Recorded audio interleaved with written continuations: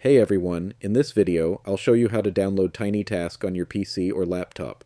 TinyTask is a small and lightweight automation tool that lets you record and replay mouse movements and keyboard actions. Let's get started. First, open your web browser and go to Google. In the search bar, type TinyTask, then press Enter. From the search results, look for the official website. It should be tinytask.net. Click on that link to open the official TinyTask website. Once you're on the website, look for the Download Now button. On the page, you'll usually see the latest version available. Click on the version number or download button to start the download. After a few seconds, the TinyTask file will be downloaded to your computer. Now, go to your Downloads folder and double-click the TinyTask file. TinyTask does not require a traditional installation process. Once you open the file, the program launches immediately. It's that simple. And that's it. That's how you download and run TinyTask on your PC or laptop.